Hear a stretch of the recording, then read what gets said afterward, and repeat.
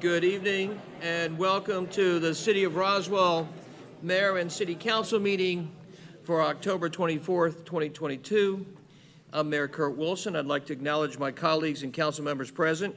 Councilmember Christine Hall, Councilmember Lee Hills, Councilmember William Mortland, Councilmember Michael Palermo, Councilmember Dr. Peter Vanstrom. I'd now like to turn it over to our city administrator, Mr. Randy Knighton, to explain how the meeting is run. Mr. Knighton. Thank you, Mayor Wilson. In accordance with Chapter 3.70 of the City Code, the City Council shall hold regular public meetings. The purpose of City Council meetings are for the public to participate and speak on agenda items which constitute formal decisions by the elected body. These items are listed on the published agenda, which can be accessed via the city website prior to the meeting. This is a public meeting, and some items do require a formal public hearing. A significant and important component of city council meetings are to hear directly from citizens on the items listed on the agenda. Public comments or questions are essential for the mayor and council to incorporate as they contemplate each decision. Citizens are at the top of the organizational chart, and therefore it is imperative for mayor and council to hear from citizens in these meetings. If you would like to speak on an item, we ask that you fill out a comment card, which are located in the back of the room and at the podium in order to ensure an accurate record of the meeting. We ask, of course, that everyone observe the principles of mutual respect and display the appropriate demeanor during the course of the meeting this evening, which should be and is reflective of this great community. The mayor is the presiding officer of the meeting and will ensure the orderly exchange of comments, questions, and discussion leading to decision-making by the elected body. Would also encourage everyone in attendance and the viewing audience to visit the city website for meetings, events, and departmental information. We also encourage you to review and participate in the various activities and offerings in the city. There are a number of events and special meetings scheduled coming up in the city of Roswell that the mayor will talk about under the mayor's report, which promote community, physical activity, and leisure as we all make Roswell the #1 family community in America. Mayor Wilson. Thank you, Mr. Knighton. Yesterday, myself and Councilmember Christine Hall and Councilmember Lee Hills had the great privilege of being at Roswell First Baptist Church to celebrate the 150th commemoration and anniversary of the church. And we're fortunate enough tonight that we have the pastor, Kevin Head, from First Baptist Church here in Roswell. And I'd like to ask Pastor Head to come up front and lead us in an invocation, a moment of silence. Pastor Head. Thank you, and thank you for recognizing our 150th anniversary. On behalf of our church, we are grateful to be a part of this city and thankful for all that you do to make it a great place. Join me as we pray together. Good and gracious God, as we gather together this evening, we are grateful that we gather as free people in a great city, state, and nation. Compared to so many people in this world, we are blessed. For we are free to pursue the life we choose, free to worship as we so desire, free to serve others, to work and strengthen this community. But even as we give thanks tonight for these blessings, we remember that there are those around us who are still in need. As good as life is for many of us, difficulties remain. There are those in our city who are anxious and concerned and afraid. Some in our community have lost jobs and are emptying their savings. Others suffer physically from disease, failing health. Some are impacted by drug abuse, addictions, and other aspects of life. All of these experiences are sometimes magnified by economic concerns and political divisions and strife. In this dark world, we need light, we need grace, and mercy for each other. We need love in our communities and in this great city. We ask for peace to replace anger, assurance to overcome fear and worry, and grace to look past our differences, and to work for unity. Be with these city leaders. Bless them, empower them, grant them wisdom, patience, and a keen sense to do what is best. Guide them to creative ways of dealing with the challenges that we all face. Help them and all of us to know that even when we cannot do great things, we can do small things in great ways. May each of these leaders know of our appreciation for their service and leadership among us. Be with them as they strive with integrity and determination to do that which is good for all of us. For I make this my prayer in your precious and holy name. Amen. Amen. Thank you, Pastor Kevin Head of the Roswell First Baptist Church. At this time, I'd like to call David Reddick, who is a member of the Roswell Rotary Club and also Boy Scout Troop 985 from Northbrook United Methodist Church, and Boy Scout Troop 432 from Roswell United Methodist Church, to come forward and lead us in the pledge.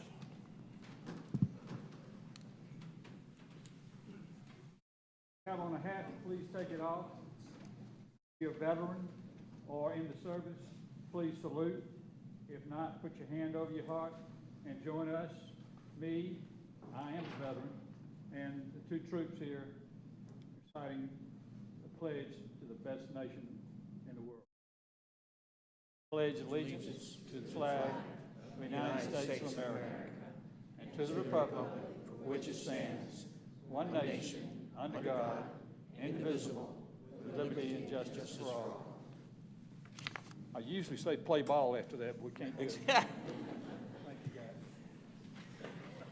guys. Thank you, David Reddick. Thank you, Boy Scout Troop 985 from Northbrook United Methodist Church and Boy Scout Troop 432 from Roswell United Methodist Church. Thank you so much. Well, next on the agenda is the mayor's report, and my first item is the reading of a proclamation for the esteemed veteran of Roswell Award to United States Army World War II veteran, Private First Class Harry Douglas Allen, Jr. At this time, I'd like to call United States Army World War II veteran, Private First Class Harry Douglas Allen, Jr. forward for the proclamation.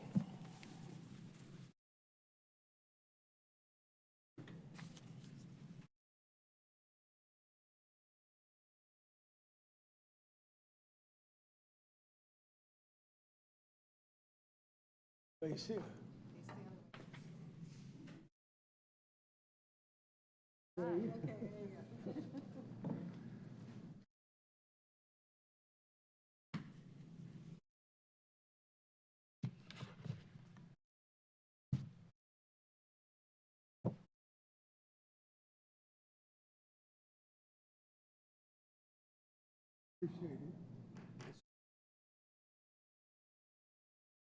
Let me read this thing to you first, and then I'll let you have the whole floor for the rest of the night. Yeah, okay. I promise you, they want to hear from you much more than they want to hear from me. I doubt that. Proclamation, Office of the Mayor, Private First Class Harry Douglas Allen, Jr., World War II esteemed veteran of Roswell. Whereas in 1946, shortly after Harry Douglas Allen, Jr.'s 18th birthday, he enlisted into the United States Army. Doug had just completed his first year at the University of Virginia studying economics. Doug first reported to the induction center, Camp Wood, New Jersey, where there were still German prisoner of war soldiers being detained. And then he was transferred to nearby Fort Dix, New Jersey. It was later realized that the Army had lost his paperwork. And not only did he have to do all the paperwork again, including retaking the general classification test, but he received the highest score reported at the base. Doug completed infantry basic training at Fort McClellan, Alabama, volunteered for paratrooper school, and was transferred to Fort Benning, Georgia. After several weeks of training, flying in gliders, and attempting a jump out of a C-46, he realized he was terrified of heights. So he withdrew his application. Doug was then sent orders to go to Camp Stoneman, California, where he was ordered to report to the USS General William Wiggle trip ship in San Francisco and sailed to Korea. He disembarked at the port of Incheon, going ashore on a landing craft in the mud and snow due to poor docking facilities for such a large ship. And whereas Doug was assigned to the Army Postal Service at Yeongdong-po near Seoul, and his duties were to handle and process postal money orders requested by the soldiers so they could send money back home to the United States. He also performed guard duties as well on the base. He would ride as a guard on trucks sent to Kimpo Airfield and the port of Incheon to pick up incoming mail arriving by plane and ship. And whereas while the hostilities had ended in August of 1945, World War II was not officially declared over until December of 1946 by President Truman. During his tour in Korea, Doug and a fellow soldier hiked into a nearby forest several miles away from the base toward the 38th parallel, which divided North and South Korea. Before open warfare between the two areas began in 1950, it was the location of frequent across-the-line firing and other incidents between the two countries. While hiking in the forest, they were suddenly confronted by several North Korean soldiers with bayonet rifles and ordered to march towards the 38th parallel. After an hour of being captured, they reached several small huts. Doug and his fellow soldier found an opportunity to evade the North Koreans and ran into the surrounding thick forest. The North Korean soldiers followed them and chased them for 10 very long minutes, but finally retreated, and Doug and his buddy arrived safely back at the base. Whereas in August 1947, the United States Army bestowed and honored Private First Class Harry Douglas Allen the following medals: Army Occupation Medal, Japan, and Rifle Marksmanship Medal. Following his military service, Doug returned to the University of Virginia and graduated in June of 1949 with a degree in economics. Doug initially worked in banking and then in the retail credit industry, becoming a pioneer in the consumer credit industry. He received numerous recognitions, consulted with members of Congress on creating the Consumer Fair Credit Reporting Act, and ultimately retired from his career at Equifax as regional vice president. Doug is proud to be a father of 6, grandfather of 13, and great-grandfather of 32. All wonderful children and blessings in his life, and a resident of Roswell for 36 years. Now, therefore, I, Kurt M. Wilson, Mayor of the City of Roswell, do hereby name World War II veteran, Private First Class Harry Douglas Allen, Jr., an esteemed veteran of Roswell, and call upon all our citizens to recognize his outstanding service to our country and our community, and that there is no higher calling than those who have served in the United States Armed Forces.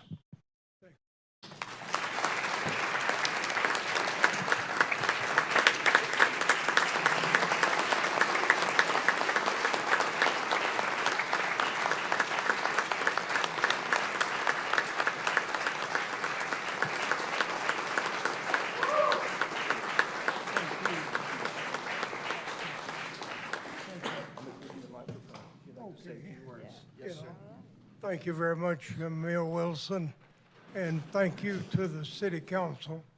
I appreciate what you're doing. I know there are thousands of veterans out there, and they appreciate the fact that you all are willing to make it a point to say thank you to them, and I appreciate that on their behalf.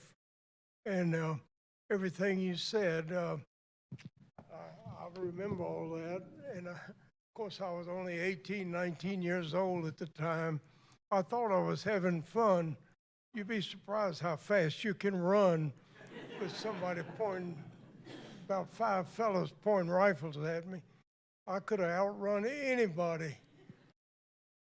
So I do thank you on behalf of the other veterans that couldn't be here and my family for being here. I thank all of you, and thank you, Mayor, very much. Thank you, Mr. Allen. Thank you, sir. So will you stay here? I know council wants to come down for a picture. Thank you. Stay right here for a second. Yes, sir. Oh, okay.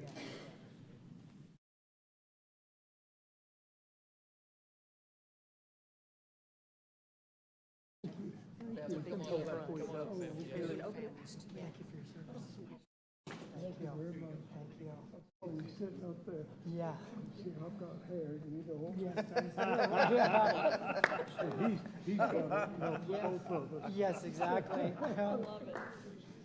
to see you. Thank you very much. Hold it open for the picture.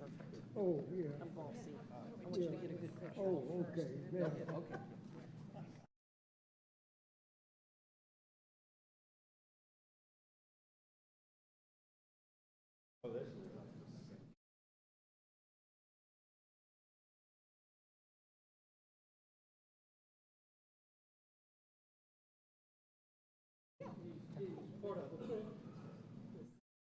Come on up. Yes, right there. Perfect.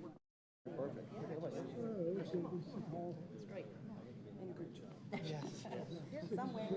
Oh, that's incredible.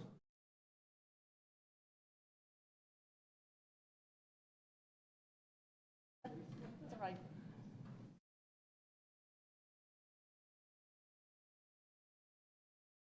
That's great. Thank you. God bless.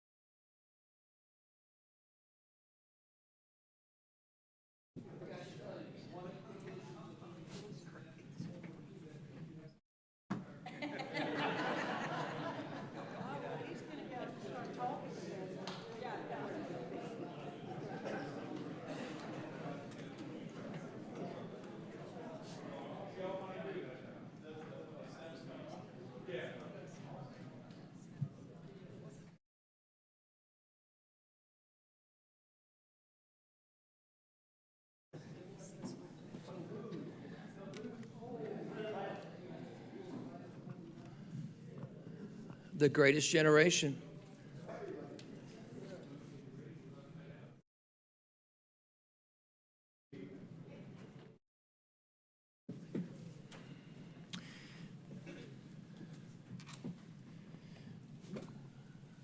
Thank you all so much. The last item under the mayor's report is upcoming events in the city of Roswell. And quite a few that our city clerk, Marley Press, has given me a bunch here, so bear with me. This Saturday, October 29th, from 2 to p.m. here on City Hall grounds will be the Day of the Dead celebration. Great fun for all the family. Visitors of all ages are invited to celebrate this traditional Mexican holiday. The Day of the Dead is traditionally celebrated on October 31st or November 2nd in the central and southern regions of Mexico. And this holiday is centered around the remembrance of lost loved ones as communities come together to celebrate their memory and pray for their safe spiritual journey. So come join us this Saturday on City Hall grounds from 2 to 8 o'clock to celebrate Day of the Dead. In reference to the bond road shows that the staff and city council and mayor of this city have been participating in, we have a meeting tomorrow, Tuesday, October 25th, from 7 to 9, 7 p.m. to 9 p.m. at the Adult Recreation Center at 830 Grimes Bridge Road. The following night, Wednesday, October 26th, there is also a bond roadshow meeting at St. Andrew Catholic Church. The church is located at 675 Riverside Road, and that meeting is also from 7 to 9. And there is one more scheduled for next Tuesday, November the 1st, at Brookfield Country Club at 100 Willow Run Drive. The time of that meeting will be 5:15 p.m. to 6:30 p.m. All are welcome. Again, a meeting tomorrow night, Tuesday, October 25th, from 7 to 9. A meeting Wednesday, October 26th, from 7 to 9. And a meeting next Tuesday, November the 3rd. That will be the end of, I think, 10 or 11 meetings the council and staff have participated on the road show. And obviously, we look forward to meeting all of our fellow residents. Obviously, early voting has begun and will be continuing through November the 4th for the city's special election for the bond referendum, the 3 questions on the ballot, and for filling the unexpired term of Roswell City Council Post 1. And remember, you can also vote on Election Day, but early voting is available. City Council meeting, date change. Next week, the open forum, I think, was scheduled for Monday, October 31st. It has been moved to Tuesday, November the 1st. That's the City Council meeting. Open forum was originally scheduled for Monday, October 31st. It's been moved to Tuesday, November the 1st.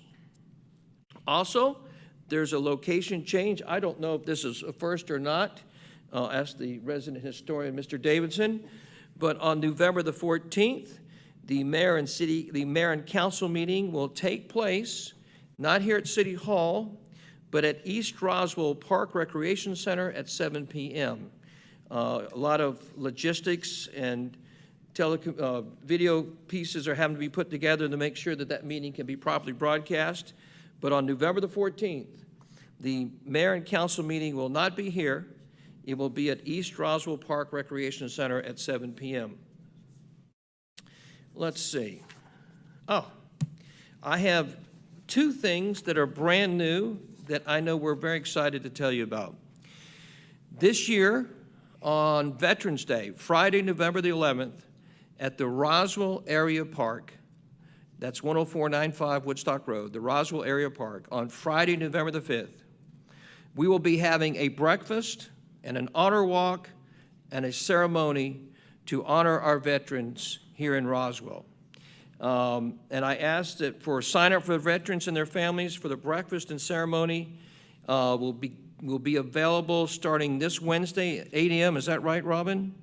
So starting Wednesday, today's Monday, obviously. So Wednesday at 8 a.m. on our city's website, roswellgov.com.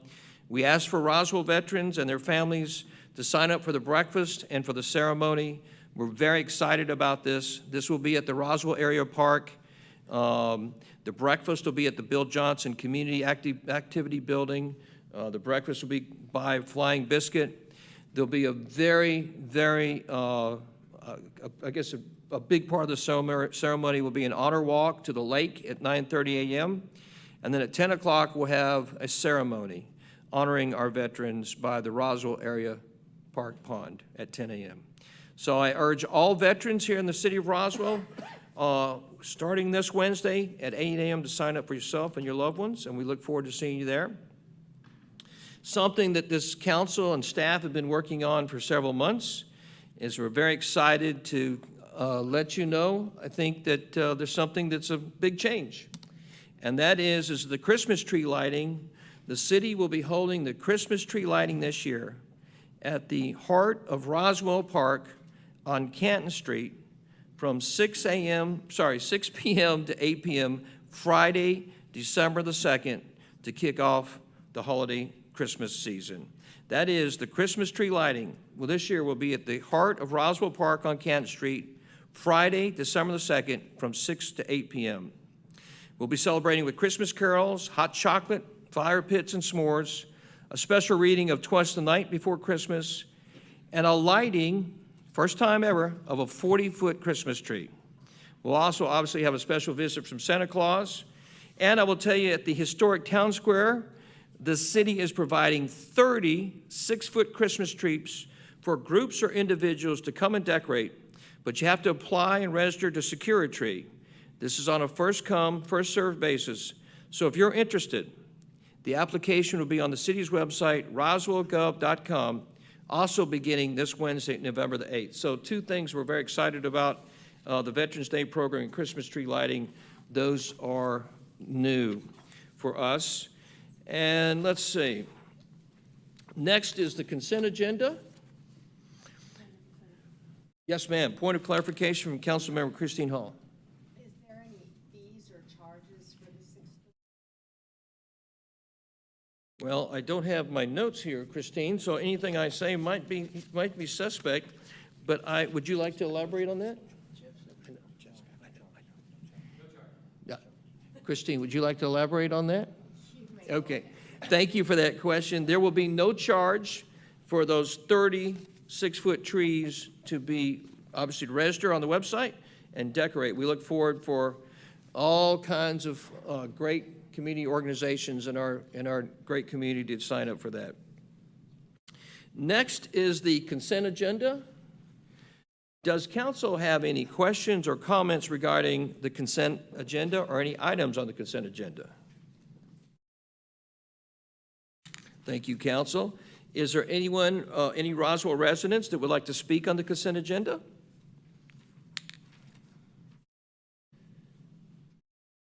Being that there are no Roswell residents who would like to speak on it, I would like to bring it back to council. Do I have a motion to approve the consent agenda? Motion to approve the consent agenda. Motion made by Councilmember Hills. Do I have a second? Seconded by Councilmember Will Mortland. All those in favor of passing the consent agenda, please raise your hands. The consent agenda passes unanimously. Thank you very much.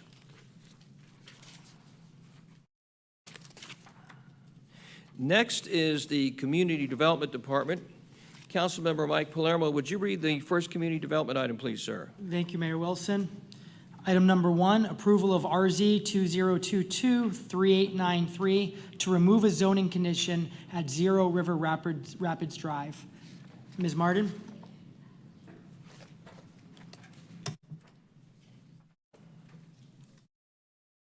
Good evening. So on tonight's agenda, we have rezoning 2022-3893 put into the system as 0 River Rapids Drive, but it is also known as 1001 Old Alabama Road. These are the Riverwalk townhouses. They're requesting a change of zoning conditions. They would like to remove the condition to build a meandering walking path. Here's the aerial showing the location. Zoning map. They're zoned RTH. A little site analysis. There is 12.55 acres on the site. There are 56 townhouse units. The build-out is complete. The project was approved in March of 2016 with 24 conditions. And one of them read, the site plan is amended to include the meandering walking path shown on the applicant's rendering presented to the Board of Directors of Martin's Landing on February 23rd, 2016. This is a staff approximation of that meandering walking path. You can see it's entirely contained in the Riverwalk development. One portion of it does connect to Old Alabama Road. It also connects to internal sidewalks in the development. Does not connect to any other development. The condition was added during the March 2016 Mayor and Council meeting based on a request from the representatives of the Martin's Landing subdivisions. However, as shown on the plans, you can see the trail is not connected to Martin's Landing. Application to remove the condition to build the trail include the signatures from 38 townhouse units of Riverwalk indicating opposition to the installation of the trail. That's about 68% of the units. Here's a 2021 aerial image. You can see it's pretty much built out. There are internal sidewalks. Staff has approximated the meandering walking trail in red. Staff recommends approval of the request to remove the zoning condition for the meandering walking path. The applicant is present tonight but won't be making any further presentations. Do you have any questions? Roswell City Council, any other additional questions or comments on that matter? Applicant is obviously welcome to come forward, but does the applicant need to come forward at this point? Says he does not.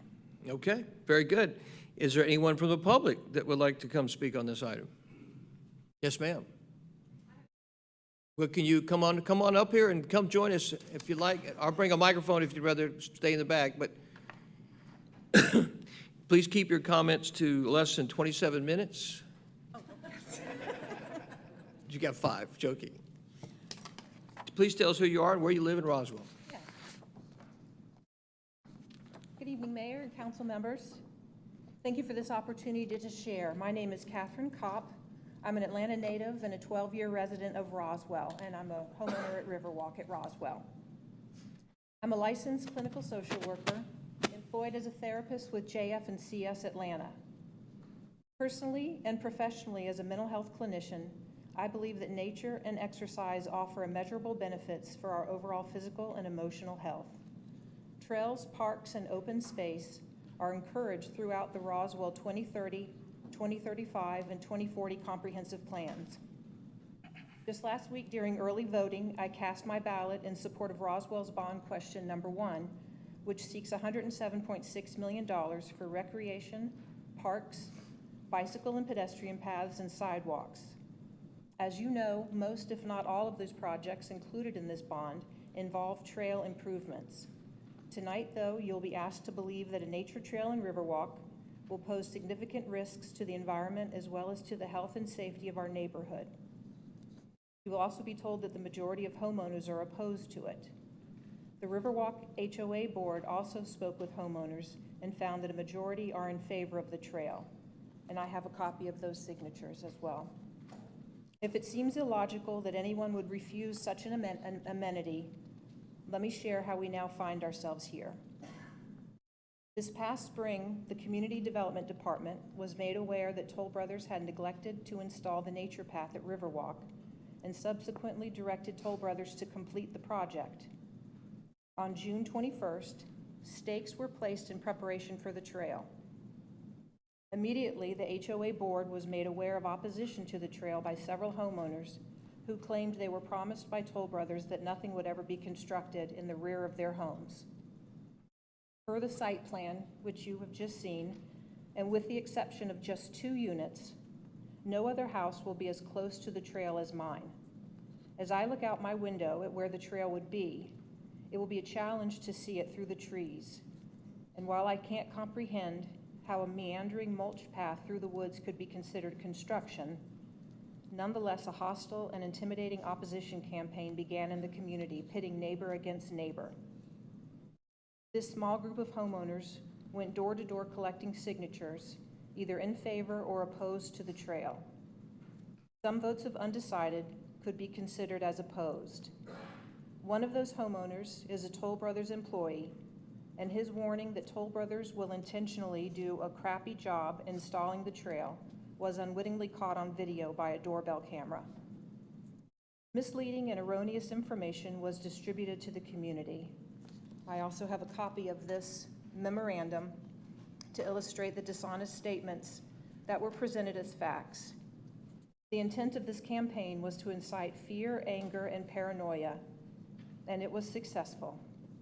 A few of the arguments made against the trail were that it would jeopardize the personal safety, security, and general well-being of all homeowners. It would cause habitat loss and also lure dangerous wildlife onto the property. One homeowner argued that a trail would provide opportunity for someone to come into the neighborhood and steal her baby. With the hope of putting people's minds at ease, the HOA board responded quickly with clarifying statements from Lenore Bromberg, J.R. Crow at Toll Brothers, the vendor charged with installing the trail, and Ray Engineering Incorporated. I have a copy of the board's Riverwalk Mulch Trail FAQs that were disseminated to the neighborhood. Unfortunately, the prevailing hostility that had galvanized some also silenced many. Of the 3 board members, 1 moved away and the other 2 resigned. Even now, I find it difficult to comprehend the degree of animosity and vile behavior that I've witnessed, primarily from just 3 households, not just directed at the HOA board members, but also towards vendors who came into Riverwalk to perform requested maintenance and repairs, as well as towards our management company. For our recent annual meeting in September, a Roswell police officer was hired by the management company in response to aggressive communications received from one of those households. A homeowner who was in favor of the trail said she was reluctant to make her opinion known for fear of being bullied. Another neighbor was told that she had to make a choice. You can't be friends with us and friends with them. I say this not to air the difficulties that we're working through as a community, but instead to encourage you to challenge the inaccurate perspective being shared that the community is against this trail. We moved to Riverwalk for access to nature and trails consistent with surrounding communities. Thank you, ma'am. Thank you so much. I really appreciate your time, and I appreciate your courage coming up here. Thank you. Okay. Thank you.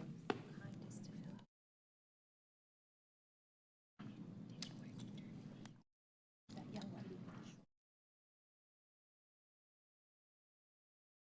Are there other Roswell residents that would like to speak on the matter? Yes, sir. Please share with us your name and where you live in Roswell.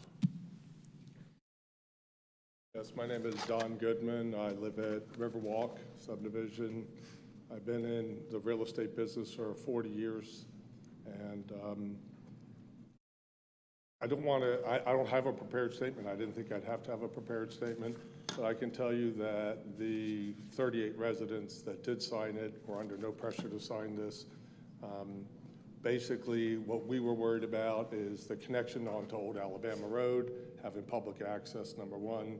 Number two, once the trail was prepared, then the HOA had to maintain the trail. And so, you know, looking at a budget, it was going to be $3,000 a year, $1,000 a year, $5,000 a year to maintain the trail. And right now, we want to work on our current landscape and on our current flowers rather than having to maintain a trail in the back. You can see that the trail is very close to the one set of buildings in the back there. Those people have beautiful decks back there, and to watch the dogs walk by constantly was an issue. The trail that Catherine's speaking about, and by the way, I do appreciate Catherine speaking up here. There was, from my perspective, nothing was negative ever said about her or her husband who was on the board, from my perspective. But the trail that's on that side already exists, and it existed prior to the homes being built. So our main issue was access from a public road. Two, the fact that we have to maintain. Three, it's not even an amenity. The trail is going to be a little 3-foot mulch. There's not going to be any landscaping layer underneath it. We're going to have to constantly maintain it from the weeds and then with wash, so there's no siding or anything to maintain the trail. It's 3 foot wide, and there's no way that anybody could pass on the trail. That was another thing. So we didn't even think it was an amenity. What was the purpose of it?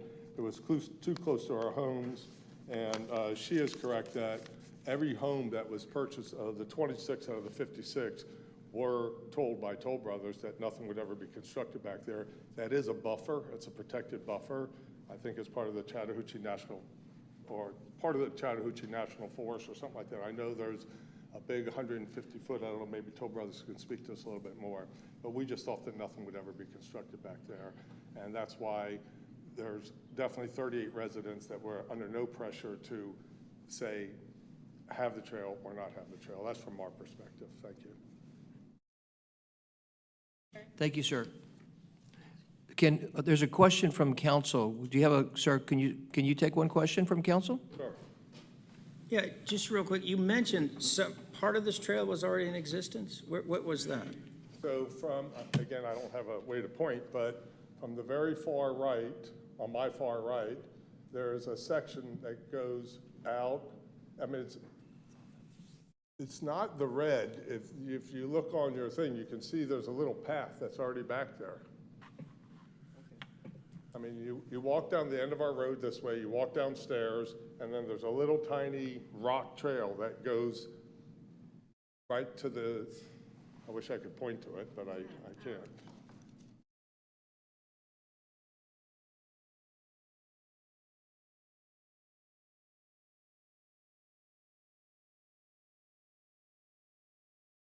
This is Julie. If you look at Townhouse 3045, and just to the right right. of that, Yeah, down Down a right little, there. right That there, trail, right there, yes. and then follow that gray path down, and then come up the stairs, Yes. right there, that's it. Yes, that's what already exists. Thank you, sir, very much. Thank you. Yes, sir. Welcome. Hi, my name's Ken Pomerantz. My wife and I live at Riverwalk. Welcome, I Ken. just wanted to say, when my wife and I were going to purchase in the community, we were never told that there was going to be a trail. It's supposed to be a gated community. We do have gates on both sides. We have walls. And if I would have known that there was going to be a pathway so close, we wouldn't have moved in. It's an unsecure. I was an investigator privately for 30 years. It's unsecure. In fact, across the road, I believe it's west, there's encampments of transients. I see them all the time on Old Alabama walking. It's just something that concerns us. Also, the fact that people that are using the so-called path may get injured. They can use our green space. They're cutting right through the dog park. We've got a dog park. I don't know the dimensions. And also, I don't think that's accurate because I've walked it as the path in the back. There's 20 homes on the back side. It's right, if you stand up on the hill, there's a hill, you can literally, it's like this far from you. You can look into their bathrooms, you can look into their homes. It's very, very close. And if you look on the end there, it almost cuts into, I think it's 70-50 or 70-50 right into their backyard. And another thing, when the trail was explained to us by Paul Kopp, who was, at the time, he stepped down, a board member, we were totally misled. He did not explain the trail. In fact, I think it was a little bit more than being misled. I think it was purposely misled because he wanted the trail, because he wanted, as he said, and my wife is a witness, he wanted Toll Brothers to pay for the trail because he was disgruntled with Toll Brothers. I don't think it's a good idea, and I believe that, you know, it's not right for our community, which is supposed to be a secure community. That's all I have to say. Thank you, sir. Thank you. Thank you. sir. Yes, ma'am, in the back, red. Welcome. Welcome, thank you. Thanks so much for being here. Please share with us who you are, your name, and where you live. My name's Hannah Spann. I live at 5030 River Rapids Drive. I'm a single woman. I live by myself. Again, I was not told by the Sharp community when I purchased my place that there would be a trail. We were told about the side little dog walking trail, but we were not told that there would be this meandering walking trail behind. And so I'm asking you, for the safety of people like me, to consider that. That's all I have. Thank you. Thank you, ma'am, very much. Yes, sir, in the red and blue shirt. Welcome. Please share with us your name and where you live here in Roswell. Welcome.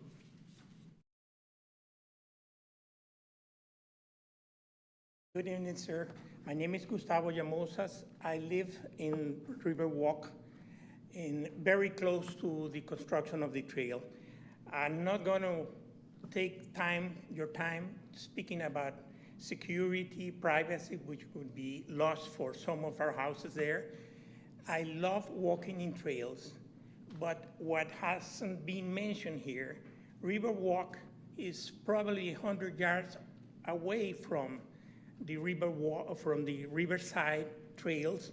We have miles of trails maintained by the city, so there is no need for very small trail, which wouldn't be any advantage to walking there, you know. So it's very easy to go down the street from Old Alabama Road, and you have 1,000 miles of trails that we love here in Roswell, as you know. So there is no need for this additional trail. Thank you, sir, very much. Appreciate it. Anyone else would like to speak on the matter? Yes, sir. He's filling out that yellow comment card. Might as well get started on yours. Hi, my name is Michael Dacey. I am a resident of Riverwalk Community, 4010 River Rapids Drive. My unit is the unit on the image there at the bottom right corner, southeast corner, if you will. As you can see with the location of the trail, the supposed location of the trail, my unit would be affected on two sides. Like some of the others have mentioned, I was promised, sorry, like some of the others have mentioned. Oh, okay. Like others have mentioned, I was promised that there would be no trail ever installed. I would not have purchased my unit if the trail was to be installed. In fact, excuse me, in fact, I paid extra for that specific unit because I was assured there would be privacy there forever. I do believe that there is a privacy concern. I do believe there is a safety concern. I do believe it would negatively impact nature. All I have to say. Thank you. Thank you, sir. Appreciate your time. Would anyone else like to speak on the matter? Now is your chance. Now, Jason, you don't really have a say in this matter. Come on now. Let's leave it to the community.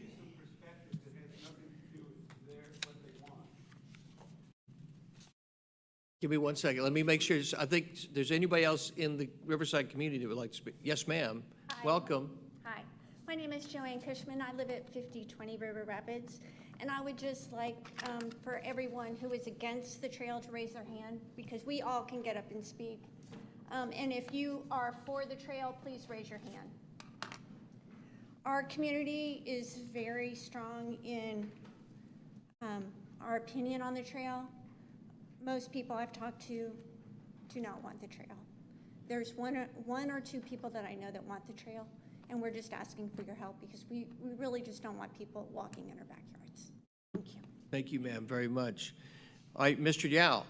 Thank you, sir. Welcome. Nobody knows who you are, so you're going to have to make sure everybody has clarity who is coming. And you are limited to 5 minutes, by the way. I just want to be clear. I won't even get close to it. But I'd like to save some extra time for later. Jason Yao, 5010 Old Oak Trace. The issue that I have is clearly the people don't want it, and I think that has to be respected. The issue that I see is that the developer, builder made representations in order to get the approvals, and then he made completely opposite representations to the homeowners. And that kind of deceit should not be rewarded by them just walking away and going, hey, we don't have to spend the money. I don't think you should compel the walk to go in, but I think you should compel the developer to give the money that they would have put toward the walk in perhaps to the Parks Fund. Because he shouldn't get a material benefit from lying at both ends of the transaction. And that's what would happen if the walk doesn't go in and he keeps the money, but you don't want to force him to put the walk in because that's not what the people want because they were told something else. So I just have a real problem with that deception that was played at the city and with the people who bought the units. That's reprehensible, and it can't be a walk for the developer where he benefits by putting money in his pocket. That's all I have to say. Thanks, Mr. Yao. Yes, ma'am. Redirect. I totally agree with that. And our neighborhood has some problems that we are trying to fix with Toll Brothers. We have landscaping problems, we have units with no sprinkler systems, and we're trying to set up a meeting with Toll Brothers to fix all these things. And so if we could have that money that he was going to spend on the trail to take care of some of these other things, that would be amazing for our community. Thank you. Yeah, no, thank you. I actually, would somebody on staff please bring some historical information to this piece? Thank you, ma'am. Okay, thank you. Good evening, Lenore Bromberg, Deputy Director. Welcome, of Lenore Community Development. Bromberg. and was city engineer at the time that most of this was going through the process. So I'll be happy to answer any questions. What would you like for me to start with? No, I think when y'all brought this before us, potentially, there was some historical context you had on why this was originally done, if I recall correctly. Can you put that in perspective? Correct. So at the council meeting when this item was being heard for the rezoning in 2016, I believe is the date, there had been a number of presentations and maybe some community meetings that the then developer Sharp was, was having with the neighboring developments, Martin's Landing, for example. And so in February of 2016, there was a presentation made by the developer to the Martin's Landing HOA, is my understanding. And at that meeting, there was a graphic that was presented that showed this meandering walking path. And at the council meeting, it was presented and then added by council as a condition in the process of approving the rezoning to RTH. The trail has continued to be shown on all the plans since then. It was on the preliminary plat, design review board, site plan, the land disturbance plan, and the preliminary plat. So Lenore, just for clarity's sake, who initially requested the trail? It was a request by the Martin's Landing Homeowners Association. I can't remember the exact name of the group. They have a very long title. At mayor and council, the presentation was made to the board of directors of the Martin's Landing Homeowners Association in February of 16. Thank you. Thanks so much. Yes, ma'am. Councilmember Christine Hall. Thank you. And this question, maybe you can answer, Ms. Bromberg. So this abuts the portion of Martin's Landing. I don't have it up, but I don't believe they have an active homeowners association and have not for a number of years. I'm not sure about the hillside area. I know they have a number of sub-HOAs underneath the master HOA. I'm not entirely familiar with that, so I don't know who was being represented at that meeting, if it was the entire HOA. It was the entire HOA. There's the big umbrella and the little ones underneath. And we're talking about 2016, Mike. You want any other edification to this process? So what came about was certainly the Martin's Landing entire HOA, so for the entire neighborhood, came out in support of this project, and in support with nature type features aspects for the future residents. And what I'd say is, interesting enough, my focus or belief was wanting to create more green space opportunity for the current residents. So I actually wanted it to be slightly fewer houses, just to allow more nature and more green space. And since this was, of course, the number it was supported, I actually ended up doing the motion that had the support, but actually abstaining on the vote because I did see the community support and also wanted more green space. So I just want to say that for me personally, I think it's clear at a bare minimum. I'll tell you, I absolutely do not support the walking path going to Old Alabama for the reasons brought up. I really, at the same time, knowing that it was the developer that actually did show an image of the walking path and all that, so it wasn't just out of the blue for Martin's Landing. So it was something that was shown. And I really am big on wanting to absolutely be responsive to the residents, the majority of residents, and at the same time make sure that an applicant making a promise for community benefit, there should be a community benefit investment made in changing this. So something just for thought that we'll certainly discuss. Michael, that's an excellent idea. Do you want to add anything to that? Well, what I'd say is, so as I mentioned, I abstained in 2016. I don't plan on abstaining tonight. That being said, given that I think it would take a little bit of input from the community, my initial reaction is preferring to defer this to find a good win-win where obviously there's a strong number of residents that don't want to see this path built. And obviously the developer would prefer not to build the path. And so I think there's really a win-win on all right, if there's not going to be a path, what is something else that the developer would rather build instead. And so I'm seeing there'll certainly be discussion with that. What I want to clarify, though, is, for me, what I want to discuss is purely benefiting here, which is what the condition included. So I included that condition based on the community at the time. And so, one, for me, the discussion I'd want to have is if we were to remove this, what's a different community feature that would be added? And for me, it's not sprinklers, because it's my understanding the law requires that sprinklers should be working. So this would not be saying that they're required to build something that they're already required to build. So that's my initial perspective for discussion. Thank you, Councilmember Palermo. Councilmember Christine Hall. Thank you, and thank you, Councilmember Palermo, on your perspective. And I was going to follow up on that this is an amenity that was promised. And if this amenity is not presented, I think it would be only fair that another amenity would be offered. Councilmember Palermo. Because so this is where I'd certainly like to hear from the applicant, but even just hypothetically, heard about the dog park portion. Are there ways to enhance that? Are there other things that would get community support? But what I'll tell you is I have concern with coming up with it tonight. And so for that reason, I prefer to lean towards a deferral to just give the opportunity for the community. And again, although I've heard some great ideas from some that live outside of Riverwalk, and I love hearing those ideas, certainly for what the solution is, I really want to hear from the residents within Riverwalk in a time to really even gauge the interest of others. Because I'll tell you, I'm looking for a great win-win where those in opposition to the walking path and those in support of the walking path all agree that there's actually perhaps a different amenity that could be used to replace this, and obviously something that's a win-win for the applicant as well, because again, it gets them out of having to build a walking path.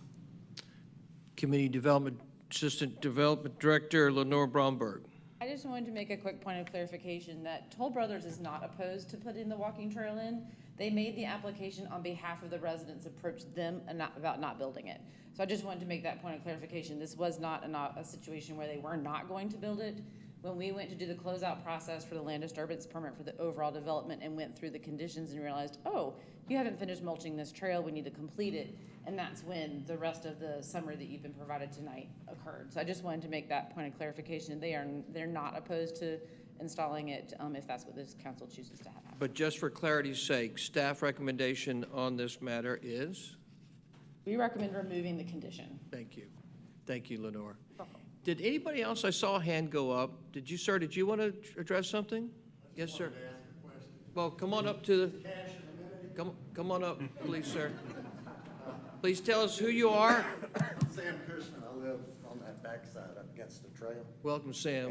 And I just wanted to ask, could the community be compensated for for the trail? Well, for this matter at hand, that is not part of the consideration. So, and I heard Councilmember Palermo suggest that he is certainly in support, I think, of some discussion. I think he suggested he didn't want to get into solutioneering this evening, Right. Correct, sir? Correct. I do not want to get into the solutioning tonight. However, I guess just a quick question, Mr. Davidson.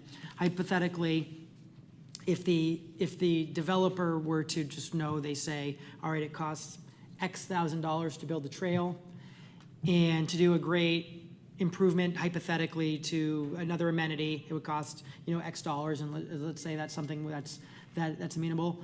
Would there be the opportunity where the developer instead were to give money to the HOA to do the improvement for them? Is that something that you see as feasible, or do you feel it's more feasible to stick it to they were required to build an amenity and need to build an amenity?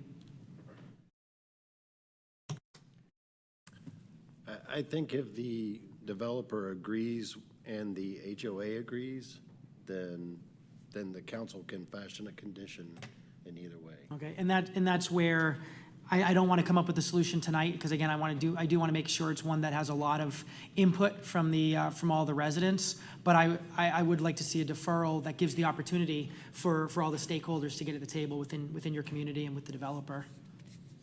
Sam, did you have a follow-up question, sir? No, the only other comment I would make was there was a mention of how contentious this whole thing got. You know, we had a board in place, and we had a couple of members that were really interested in this trail. And it got very contentious. And the homeowners stepped up and said, there were a lot of them, a majority of them, I feel like, that said, we don't want this trail. And then at these meetings, I think the feeling was the reason it got so contentious is because we, the homeowners that did not want the trail, felt like we weren't being represented. This board kind of wanted to ignore what the desire was of the homeowners that did not want the trail. Now, you heard the statement, I think, that came from one of those board members. And we were prepared to remove those board members at one of the meetings because we said enough is enough. We're going to remove them.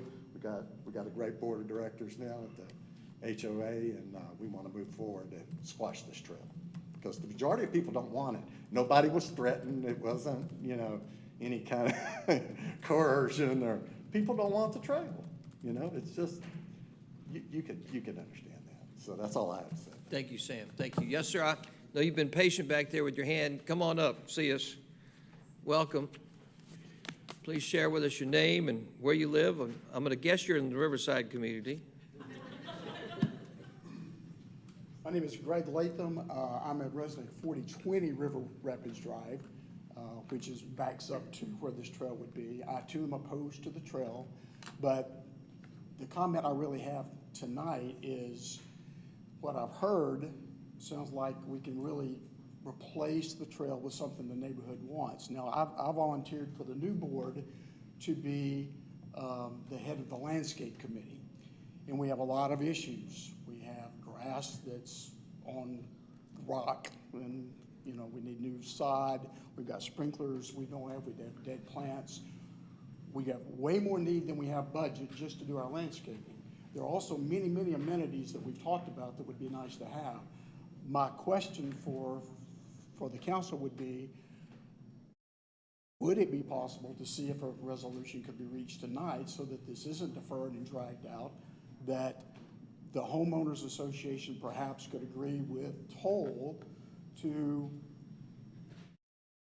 just give us the cash, as Sam said, to do whatever the HOA chooses in the future to do with that cash. So if we were to say, look, give us 75% of what you were going to spend on the trail and let us decide what amenities to do, if we want to add a fire pit or we want to just improve the look of our landscaping, whatever that may be, it seems to me that that could be resolved and not have to come back before council. So this with all due respect, this is where elected officials get in trouble, because the matter before us is to remove a zoning condition at River Rapids Drive. It is not a matter for this council to be solutionaring a negotiation between the developer for compensation. As good as that thought may or may not be, the matter, with all due respect, before the council is to remove a zoning condition at River Rapids Drive. And so with all due respect, with all deference, I would like to suggest to my brethren that you run away from that suggestion as quick as possible. Yes, sir, Dr. Vanstrom. Yeah, what I'd love to see is your great new board sit down with the landowner and, I mean, the developer and try and hash this out. I'll bet you guys can take care of all this and put it all to bed. And that's what the deferment will allow for. So I think that's a nice motion by Councilman Palermo, and I'm sure that we'll probably hear from you guys that it's all been resolved and taken care of, and that'll be some good news. Thank you. Thank you, Greg. Yes, sir. Redirect. All right, you've already spent 3 minutes and 47 seconds. You got to hustle. I'm joking. You're good. Don Goodman again. What I would like to see it, with due respect of the council, would be to remove the zoning condition tonight so that that's removed, it's off. We don't have to go through this whole thing again. And that the deferral would be for the community to sit back down with Toll Brothers and determine what the cost of the trail, what that would be, and that we work out some type of solution that the cost of the trail, whatever that might be, or whatever they're gonna do. So, Mayor? Thank you. Councilmember Palermo. So I appreciate the suggestion. I definitely understand the thought process and efficiency. I can't support that because Toll Brothers, if we just go ahead and remove the condition, there's no reason that Toll Brothers would follow through with anything. And I'm sure there's great people there. I'm sure they would, out of the goodness of their heart, they do it. But it purely be the goodness of their heart. And so what I'm telling you right now, my position is I do not support removing a condition. I do support changing a condition, and I support changing a condition, knowing that the communities work together for a compromise. And Councilmember Palermo, excellent idea. Would you like to elaborate just a little further on that? Because I'm sure you don't want that to happen this evening, correct, sir? Right, so basically tonight, what I support is a deferral, because I want a win-win for the community. I do feel developers should have to follow the conditions that they accepted and frankly even shown. And at the same time, I always accept and support when there's changes and variations that benefit the neighborhood. And the last thing I would want to do tonight is vote for a new condition that is actually not easily enforceable or beneficial to the residents. It sounds very confusing, doesn't it? Yes, sir? Yes, sir. Yes, sir. So, Councilmember Palermo. I will be, just to give everybody a heads up and a sneak preview, and I don't know if this council will support it or not. Tonight, I will be motioning for a deferral to next month's ComDev council meeting. And it's something where, although I love seeing so many people in the council chambers and certainly hope that you'd want to come, at the same time, I'm hoping there'd be a good opportunity for compromise, in which case perhaps a signed letter, petition, whatever it might be, would suffice for those that don't want to join us on Monday.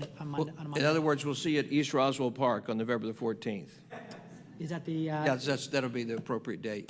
Yes, sir. Yes, sir. Briefly, if we elect tonight to defer, Toll Brothers has made it clear that they don't care one way or the other about whether the trail goes in. So if it's simply a deferral, what safety do we have as opposition to understand that Toll Brothers might just throw their hands up and say, okay, forget it, we'll just install the trail and move on? Is that a possibility, or does the deferral mandate that Toll Brothers work with the community? That's an excellent question that deserves a fair explanation. You want to touch that, Lenore? That's a really good question.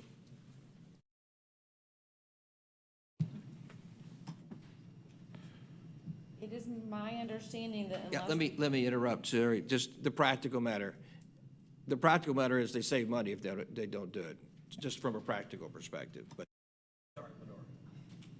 At this point, there isn't anything that would stop them from installing the trail.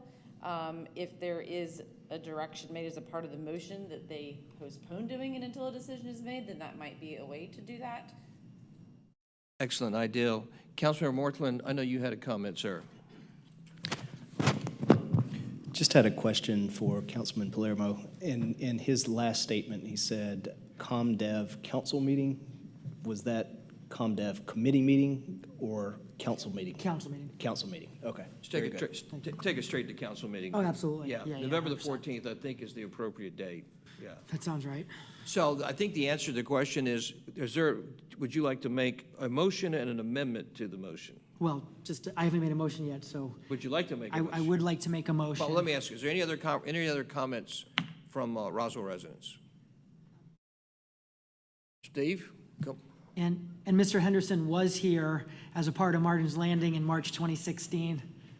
Welcome, Steve. I was doing the math. Palermo was the only one that was here on that meeting. I was sitting right here.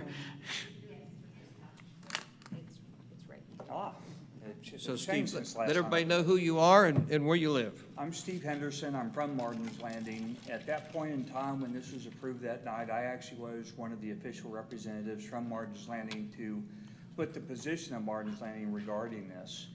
And as I was talking to Lenora just a minute or so ago, I'm trying to go through my memory what our thinking was back then. But I know one thing, Martin's Landing put all that thinking into writing, and I haven't seen that presented tonight. Lenora said she couldn't find it, but I know it exists. If she can't find it, I can probably find what was signed by Martin's Landing. And most of the issue regarding the walking path, as I remember from memory, by the way, quick disclaimer, I'm not representing Martin's Landing tonight. I'm just representing my memories from when I was here that night.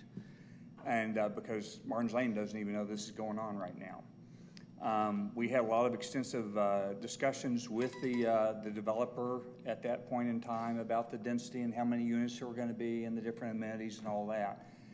And I don't want to be held to this, but I believe the walking path, I'm not sure, but I think what's in writing will show that Martin's Lane may not have had that much of an opinion on whether it exists or not, that there was an issue over what the developer, the way he was titling it and the way he was labeling it and the way he was representing it, that needed to be changed. But as far as the existence, I don't even believe this thing connects to Martin's Landing, if I remember correctly. So anyway, what I'm saying may actually be supporting what the people in this community want to do. But if you do your deferral, I know we can get all that information back out on the front, so nobody's wondering what the heck happened back then with the very extensive discussions and agreements that were done back then. So if you had a question for me, I'd be glad to answer it if I can. Otherwise, I just wanted to provide that, might provide a little clarity towards moving this forward after your deferral. Thank you, Steve. Thank you, sir. Sense? Yes, ma'am.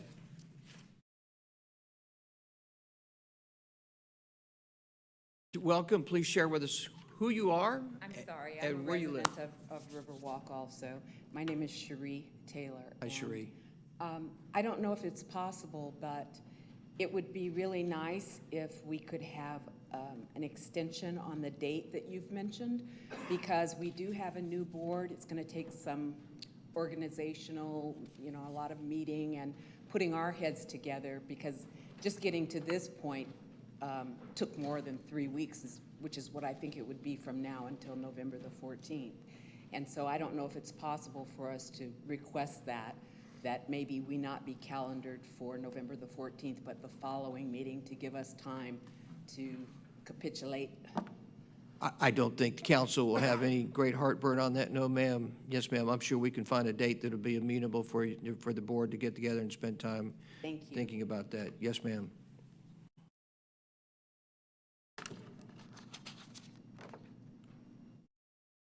Any other thoughts, questions, or comments?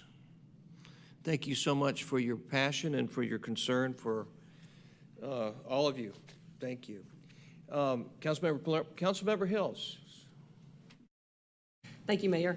I think we're at a good place, but I do want to just weigh in as one of your council members. I was prepared very easily this evening to vote to remove this the zoning condition strictly for privacy, just so you know where I'm coming from. I will always err to that, and I think that's an important piece to where we live in Roswell, that we feel like we have a safe place and a private place. I know you all are probably closer together than some residents geographically, but you have a lovely community, and Miss Catherine, forgive me, I didn't get your last name, but I want you to know that I understand where you're coming from as well, and being outside and in nature is certainly important to our health and well-being. So it looks like you have a lot of green and right now maybe brown space with pine needles falling, but I do think that with the creative thinking of Mr. Yowell and the support of Councilmember Palermo, there could be maybe a solution that can work to the benefit of all of you, and maybe with the changing of your board, which isn't the business of this council and mayor, that you can mend some of those fences and work together. I drive by there a lot, and I think it's a really lovely place, and you all seem great, so I really want the best for all of you, but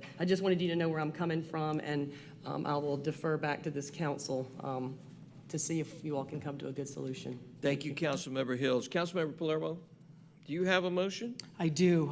First, I have a comment and a question, and then a motion. No comments allowed from you, sir. So I definitely appreciate the discussion tonight. I hope you all see it as productive and the opportunity for a win-win. I'm very sorry to hear that there has been a divisive topic and just really that feeling of division. And I am hoping this can be seen as something that will unite your community, because I'm hoping it's something that will be great for everybody, and something that everybody can agree is certainly much better than nothing. And because I think it is important that developers are making amenities, and obviously amenities that the residents will support and enjoy. And so with that, I'm going to have a question for Lenore, Jason, David, which will be relevant for my motion, because I think getting back, and I completely agreed with the mayor, from a practical standpoint, what was already brought up for the developer. One resident brought up they'd support something that costs 75% of what they'd spend on the trail. So obviously, it'd be in the developer's interest to try to see if the majority of you would support something that was a little less than the trail. That being said, for making sure that we're doing our due diligence, the suggestion on what would be a way to make it that until the November 28th meeting, which is next month, what would be a way to just make it so that there's not going to be the closing out of the LDP or whatever the wording is? How would you word that motion and do it in a way that ComDev is comfortable with it as well as legal is comfortable with it? Are you specifically wanting to make sure that the trail isn't built? Is that what your end goal would be, or is it beyond that, bigger than that? So it's the not being closed out, because I would think if they can't, the only reason they'd want to build the trail is to close out the LDP, in which case I'm thinking as long as we're saying they can't close out the LDP until after that meeting. Just because you say not to close out the LDP does not prevent them from installing that trail if they choose to do so. We still have a couple other minor things that they have to do for us that we were holding off to determine whether they're going to build the trail or not because it's associated with that. And so at this point, my recommendation would be that as a part of the deferral, that Troll Brothers postpone the installation of the trail until this council takes an action. David, that works for you from a legal standpoint? Does. Excellent. I see Jason likes that as well. And so therefore, I have a motion to defer this item to the November 28th mayor and council meeting, and that the applicant will Michael? delay any, Push it back to December, because November is Thanksgiving. oh yeah, that's true, that is during the Thanksgiving week. So the first regularly scheduled mayor and council meeting in the month of December, and that the applicant will not install the trail until after that date. In which case, of course, if in that meeting it's determined that's no longer a condition, then of course they would not need to do that. Is that completely clear for staff? Is there anything that I should be clarifying with that motion? Would you like to restate that, Julie?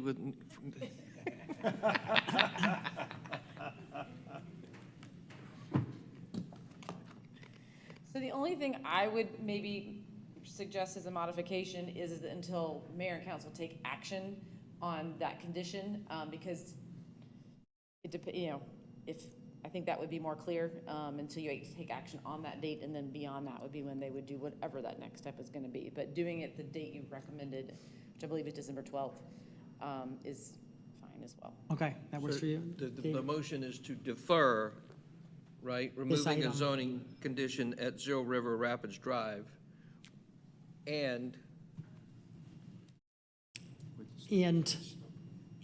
not taking action on the zoning condition until after mayor and council holds that hearing. And this Makes a decision. makes a decision. Yep, on this item. Thank you, Councilmember Palermo. On that motion, do I have a second? It is seconded by Councilmember Will Mortland. Would you like to state that in totality, Councilmember Mortland? You don't have to, I'm kidding.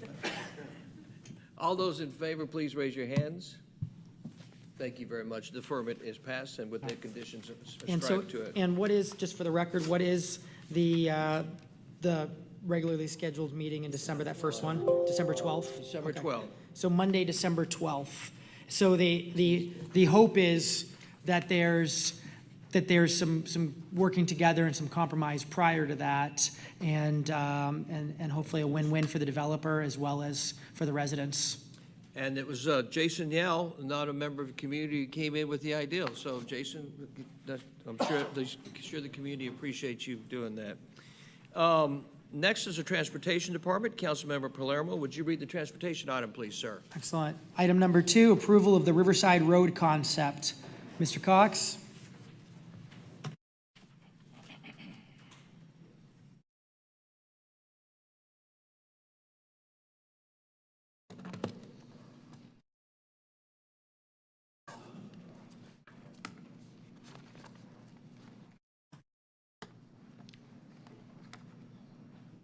Well, good evening. We're here to talk about the Riverside Road concept proposal that was presented at the admin committee earlier this month. Just for the benefit of the audience and the mayor and council, I'll give a brief recap on the project. The project was originally identified in the Bicycle and Pedestrian Master Plan approximately 3 years ago. And it was then recommended to be put on our T-SPLOS referendum last November for the voters to approve. The scope was actually the same. The only modification to the scope for the T-SPLOS vote last year was intersection improvements. We added that onto the multi-use trail, the sidewalks, and the bike lanes for an estimated amount of about $8.7 million. Earlier this spring, we had a very large public outreach campaign. We had an open house at the Catholic Church down on the corridor. We had a virtual public meeting as COVID was still kind of on the tail end. And we also had an online survey, which I believe had over 170 responses earlier this spring. We originally brought this to the committee at the end of June, and it was originally deferred then and went through a lot of discussion with our stakeholders. And as I mentioned a moment ago, it was recommended at the admin committee on October 11th, and that's why we're here tonight. Here is a graphic of the current concept that was approved at committee. I just want to note this is slightly different than the slides that you're in your packet. They were from the admin committee 2 weeks ago. I went ahead and modified this into one slide just to show you where we stand. So I'll go through this from west to east, and Greg, I don't know if you have a mouse, you can highlight the different spots because they can't see the laser pointer there. But basically starting over near Riverside Park, the existing traffic signal will remain. We would be adding a new roundabout at the entrance to the Catholic Church, and then you'd be adding a new traffic signal in front of the Ace Sand Company. That's where the new Park and Recs project that will be commencing in the years ahead that we're really excited about. Further east, we'll have a new PHB that is a pedestrian hybrid beacon. That's also called a hawk signal. That's the same kind of traffic signal we have right outside of City Hall here, across Highway 9, linking the City Hall grounds to Canton Street. We also have a couple landscape median islands in there for traffic calming purposes near the entrance to Don White Park. And then the existing signal down at Dogwood will remain, and so will the signal over at Old Alabama. Now I'm going to talk about the pedestrian facilities going back to the west. Sorry, Greg, we're going to go back over to the west end of the project.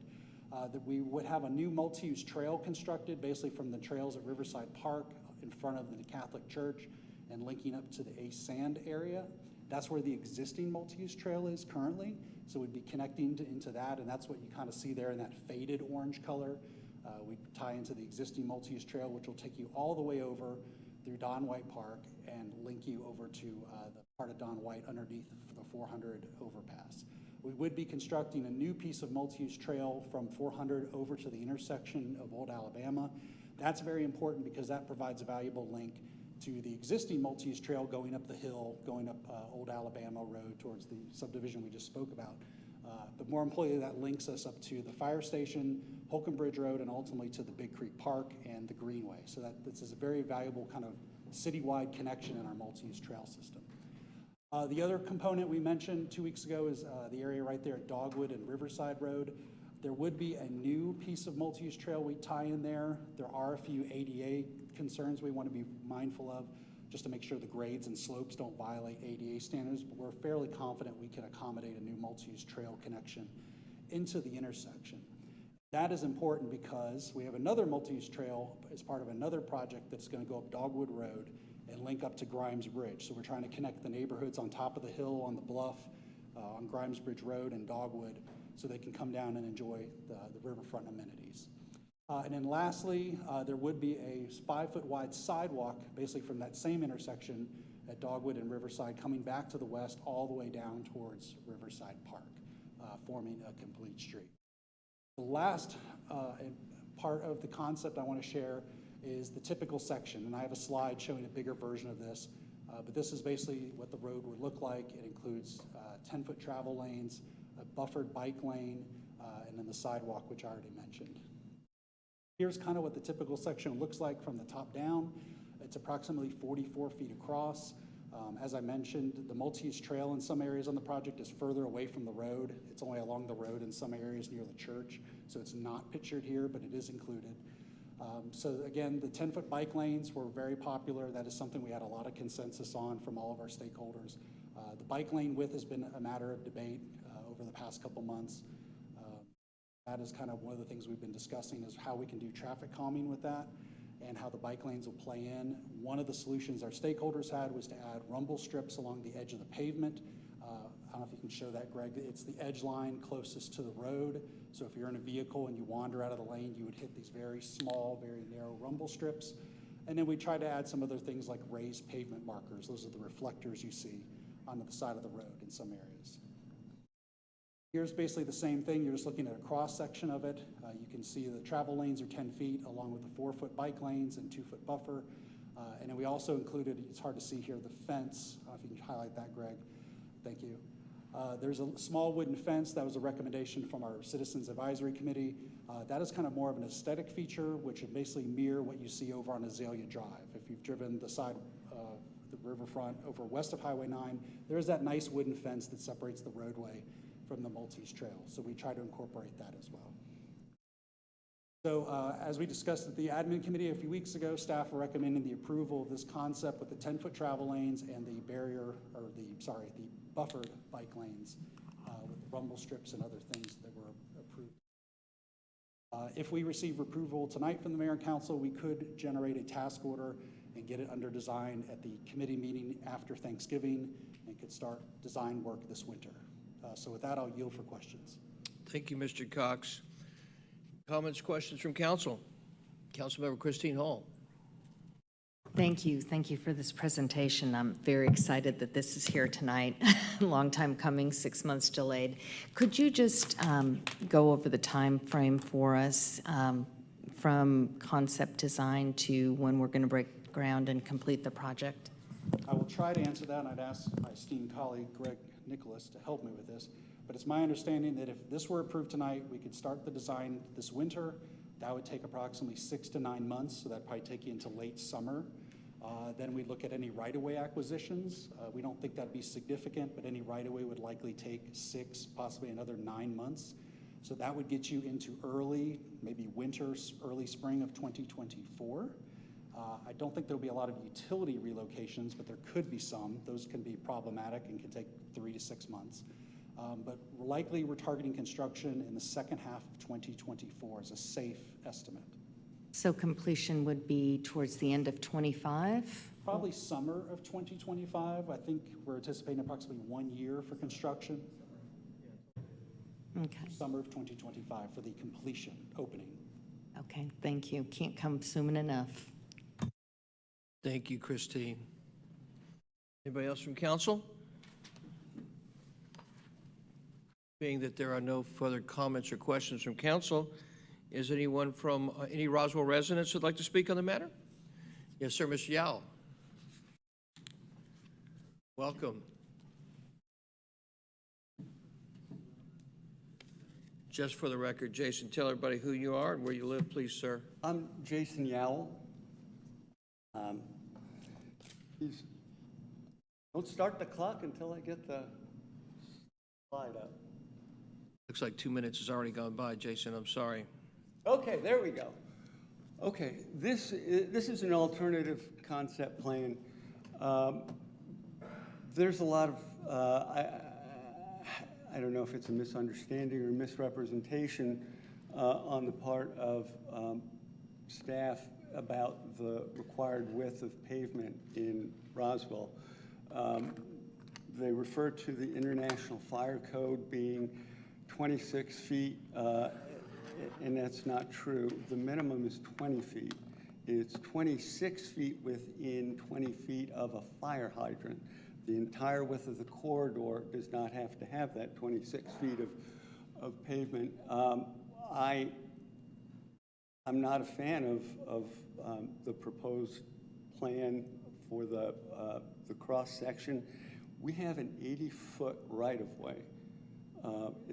It's a larger than usual right-of-way. We have a lot of room to work with, and to have the kind of expansive unbroken pavement that the RDOT has proposed is just going it's going to make it look like a landing strip. It's also going to induce truck traffic. you can't prohibit truck traffic from this corridor because the traffic count has exceeded the threshold at which you would have that ability. It will look like hell, and you're asking the people of Roswell to approve $100 million for the parks, and you're going to lay a landing strip next to the crown jewel of the parks. It's a huge mistake. I'm proposing losing the curb and gutter and the sidewalks altogether. You don't need the sidewalk on that side of the street. I'm proposing wider bike lanes and instead of curb and gutter and additional reinforced concrete pipe to channel the water unconditioned into the river. I'm advocating for bioswales that would be landscaped, that would look better, that would show that Roswell is committed to environmental sensitivity. There's no environmental sensitivity to the plan we just saw up there. It looks ugly, it will be ugly for the environment, and it will induce truck traffic. When one of the things in the gateway, I gotta get my water. GDOT has required that for the grade separation at Highway 9, that 14 feet, which is a minimum, that's not adequate. They want 16 feet of clearance on that. Why would they want that if it was not their intention to create a de facto truck route from Holcomb Bridge Road down Old Alabama and across Riverside Drive and Azalea? RDOT's proposal will cost more money. It will look worse, and it will induce higher speeds of traffic. It will induce higher volumes of truck traffic. It does not in any way, shape, or form reflect your commitment to make Roswell the most family-friendly city in America. It's a mistake, and I just hope you won't go with that plan, that you'll give this more consideration. This is a better plan. This is a less costly plan to execute, and it's a plan that people will go, wow, Roswell finally gets it. You do their plan, it's going to be Rucker Road all over again, and people are going to look at it and go, wow, Roswell just can't get transportation right. Everything they do looks horrible, and that's an embarrassment. And I don't think that's the image we want to project to the region. That plan, it will be a disaster when it's done, and it will be a source of mockery for us. Thank you. Any other, yes, sir. Please come join us and share with us your name and where you live. Thank you for joining us again, as always. Good evening. My name is Frederick Guino. I live in Longwater Cove in Roswell. So I have a question really for staff that you indicated that the portion of the plan calls for a very critical multi-use trail in the curve under Georgia 400 so it can connect to the multi-use trail on Old Alabama. Where is the multi-use trail on Old Alabama, if I may ask? The multi-use trail is on Old Alabama Road. Thank you, Greg. You pulled that up. It's on the west side of Old Alabama Road, and it runs from the traffic signal there at Riverside Road, and it goes up the west side, headed north, kind of northeast, up to Market Boulevard, and I believe it stops near the fire station. We also have a T-Splosh project that's part of our new T-Splosh 2 program that'll be adding 2 new multi-use trails from the fire station, traveling north of Old Alabama Road to Holcomb Bridge, and then linking it park. Those are separate projects. Okay, so on that portion that you're referring to on the west side, we have 2 things. We have a sidewalk, and we have an alleged bike lane. And if that's what you're referring to be as the multi-use trail, then I think that I better get educated on the definition of a multi-use trail, because you have 2 separate things, right? Now, let's be clear. On that portion of Old Alabama, and the reason I bring this up is because I used to use it to go from my house to Big Creek Park while bicycling. I don't do that anymore. I don't do that anymore for two reasons. One, the sidewalk is not maintained. It's bumpy and it has all sorts of debris on it. And second, the lane, the bicycle lane, is not even established as such with markings for bicycles. It's extremely narrow. The portion from the dip to Market Street is 11% grade, which makes it extremely, well, at least for an old geezer like me, makes it difficult to climb. And therefore, you go about 7K per hour, while vehicles are going at a very high rate of speed, even going up, and going in a curve where it's blind. And so I have stopped using this multi-use trail because it's, frankly, it's frightening. So maybe I'm a little bit out of scope here, but I want to clarify for this council and mayor that this is not a multi-use trail in my definition. And again, perhaps you will have the opportunity to provide me with the specifics as to what defines a multi-use trail. We have an unmaintained, never cleared, never removed or never cleared sidewalk, and we have a very narrow portion of the roadway that maybe you qualify as a bicycle lane, and I qualify that as just a, I don't know what it is, but it's just something that cyclists will use at their great peril. So just wanted to really bring this attention to mayor and council, because this is not a multi-use trail, at least in my definition, and I'll be happy to have a better understanding on that, on the definition of multi-use trail. Thank you. Just to clarify, the definition of multi-use trail is basically a sidewalk or an asphalt paved trail that's at least 8 feet wide. So it doesn't. It has the name multi-use because once a sidewalk is at least 8 feet wide, you can allow pedestrians and bicyclists to be on it without being in conflict with each other. Have you measured the sidewalk? Yes. Okay. I believe it's at least 8 feet. Regarding the maintenance issue, I just want to point out that is something we identified in our master plan, it was in our bike ped plan, 3 years ago. We had some concerns from our stakeholders about maintaining the bicycle lanes, mainly on the riverfront. So usually this time of year when the leaves are falling or after storms, we have debris fall. The Transportation Department deploys our street sweepers out there to the bike lanes along Riverside Road, primarily east of 400 in those wooded areas where the tree canopy is significant, and also on Willio Road, make sure the bike lanes are clear. We actually just did it, I think, Thursday last week. We wanted to get it ready for the weekend because the weather was nice and we knew there'd be a lot of cyclists out there. But that was something we put in there just to make sure that wasn't being neglected.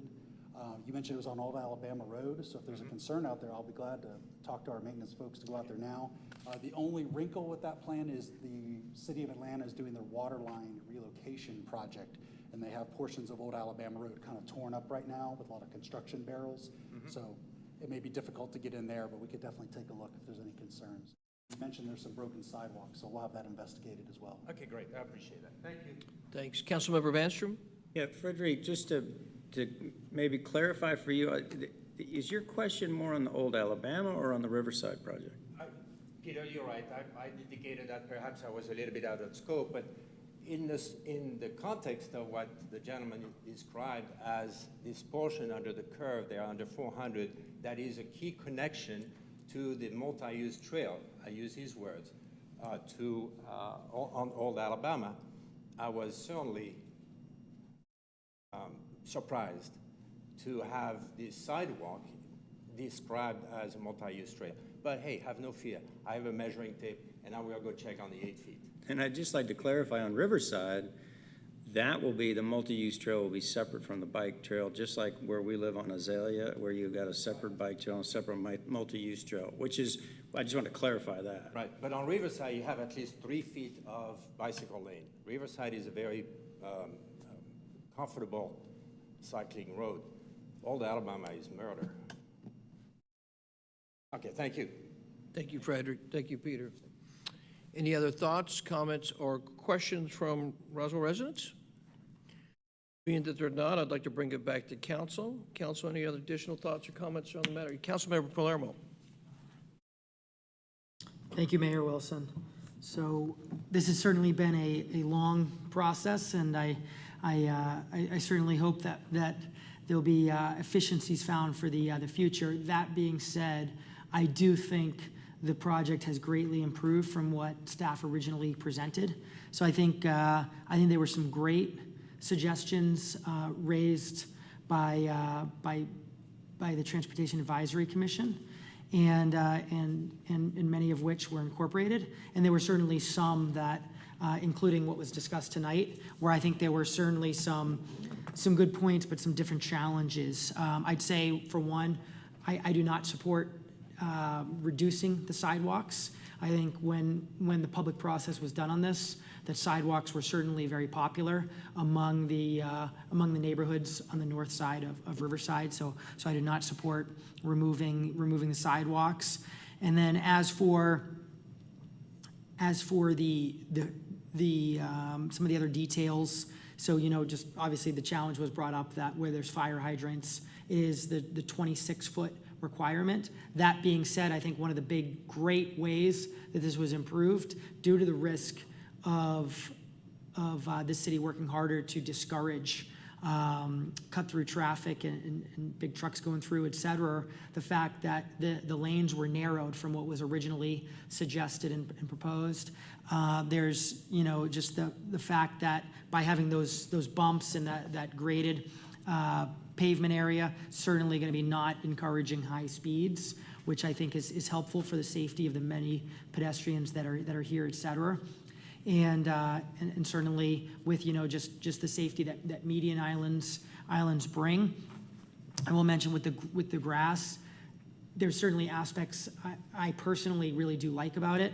The meaning the grass in between the bike lane and the road. There's aspects I certainly really like and prefer with it, but two major concerns that I have. One is around costs. So I have concerns that although there's parts of what Jason you presented tonight that I certainly prefer, I'm not convinced that it ends up being cheaper than the current project being discussed. So one is just the cost, and then number two is hearing from those in the bicycle community of having concerns with the grass separating it there, just the risks of needing to pass, et cetera. That's where I just have some concerns with some of the details.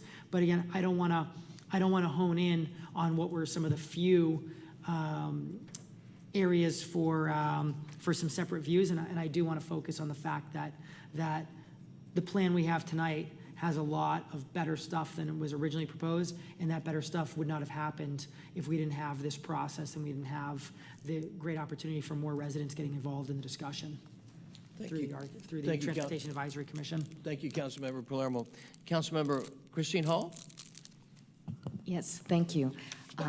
I also think that there was a lot of public input, a lot of work, a lot of rework, and this is, I'm very excited about this plan as presented. I also am excited that it ties in, it's consistent with the extension in Azalea, other than the width of the road, and we lose some of the width for the bike lanes. But with the fence, adding the fence, it'll be consistent and just more of a appropriate look for extending Azalea to that side. So I'm very much in support of this plan.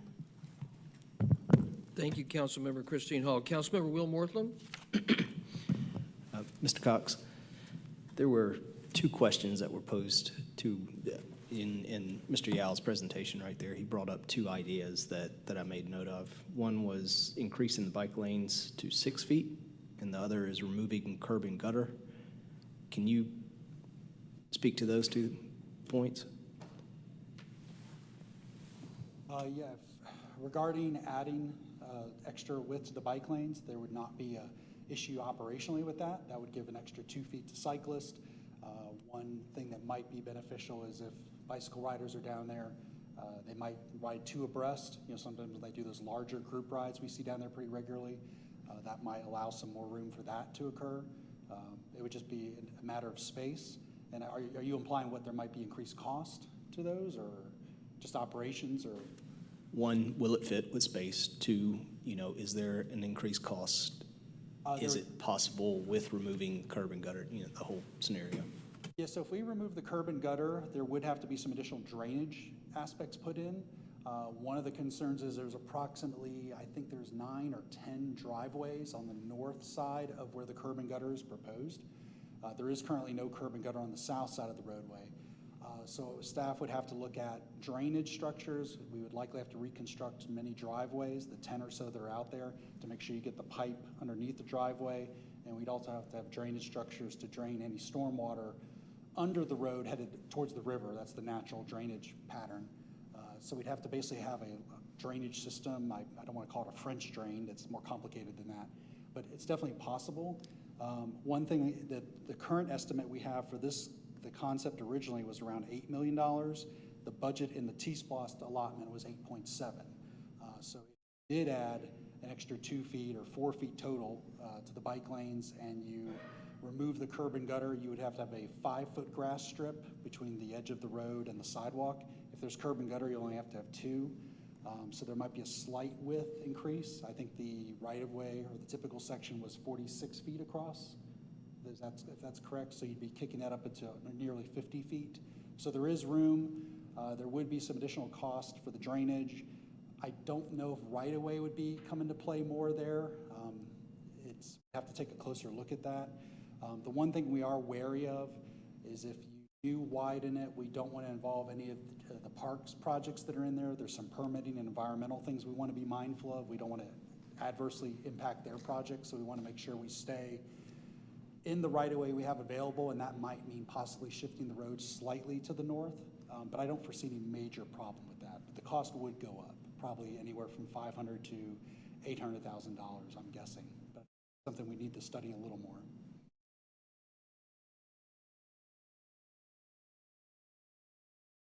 No, sir. Your time is up. Councilman Morthland, any other additional comments?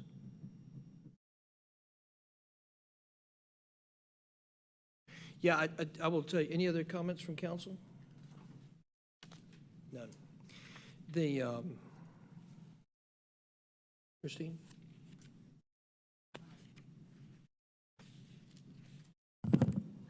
The only thing that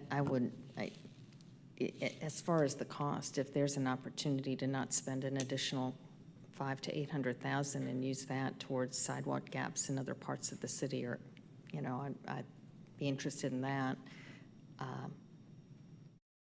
Yeah, that is a concern. We may want to make sure we stay within our T-SPLOST budget. Another aspect, I apologize, I failed to mention, is we're also exploring any opportunities there may be to improve the traffic signals there, replacing the wire-mounted signals and use the mast arms. That might be a feature I believe we have some money for, so that would make that more likely to happen. To replace the existing signals and put mast arms out there like you have out here in the historic district, just kind of more of an aesthetic or beautification effort. So those are something staff are considering as well. I think it's important to note that in the process of going through and trying to do what's in the best interest of fellow residents, this mayor and council went to great length, one, through the creation of the Transportation Advisory Commission and putting this issue in the Transportation Advisory Commission's hands, seeking additional input from other stakeholders in the city, having this come to committee, and then pushing it back to allow the Transportation Advisory Commission to evaluate it again, and then to meet with stakeholders, and then to meet with RDOT. Then again, having it come back to committee and having further negotiation on it. So I think this council has shown tremendous discretion on this matter and has given it a great deal of time for a digestion period in terms of consideration. I find it unfortunate that, you know, this is a perfect example, and this is where often people, I think, get in trouble in politics, is that if a couple of people don't like it, it continues to get forestalled just because, and it's already been deliberated upon. It's been deliberated upon by the Transportation Advisory Commission. It's been deliberated upon by RDOT. It's been deliberated upon in committee. This matter has been deliberated upon at great lengths by the processes put in place in the city. And this is a perfect example where I think in the past, this city has gotten itself in trouble because somebody or two people or three people don't like it, and if they yell loud enough and say enough things, then the elected officials say, oh, we're not going to do it. That's a perfect example where this process was exhausted internally. All parties were brought to the table and discussed and again, and somebody doesn't like it at the end, and they come up, and who's part of the process. That's amazing to me. So I congratulate the council. I congratulate the Transportation Advisory Commission. I congratulate RDOT, and I congratulate the stakeholders outside of those who were involved in the deliberation process. This was a great deal of time put into this, and I appreciate all the work that went into it. And Dave, I appreciate all the work of you and your team. This was an excellent compromise of a lot of different stakeholders in our city. So thank you. Councilmember Palermo, would you like to make a motion? Motion to approve this concept as presented by Mr. Cox. Thank you, Councilmember Palermo. Do I have a second on this item? Second. Seconded by Councilmember Christine Hill. All those in favor of the, let's get the right one, sorry. Christine Hall? Did that say something else? Christine Hill again shows up. Thank you, Councilmember Christine Hall, for the second. All those in favor of the approval of the Riverside Road concept, please raise your hands. It passes unanimously. Thank you very much. Next, we'll now go to the city attorney's report.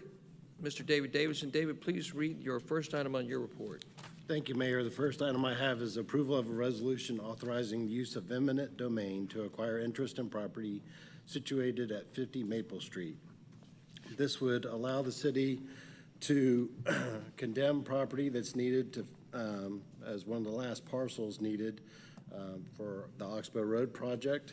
It is 1,368 feet for fee simple and 2,947.47 square feet of property for temporary easement for the slope easements. This would also authorize the mayor to sign all necessary documents, including a declaration of taking and an order for the city of Roswell condemning the property, and recommend approval. Thank you, David. Does council have any questions or comments for Mr. Davidson?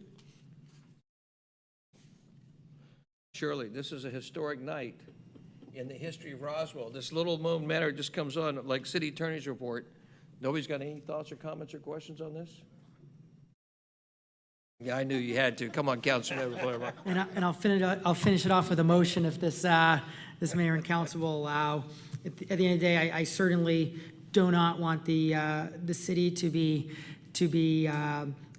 making an easy decision of eminent domain. It's a very difficult decision, and at the same time, when there's transportation projects that clearly have a lot of support from the residents, the last thing the residents want is overpaying for a property when there's someone not, and anytime there's anyone not willing to fairly negotiate, and also any time that someone does not want to fairly negotiate to have to slow down projects, et cetera. I'm not speaking at all to this specific project, but instead just sharing my philosophy on there are certainly situations when the city should use eminent domain in the best interest of its taxpayers and residents.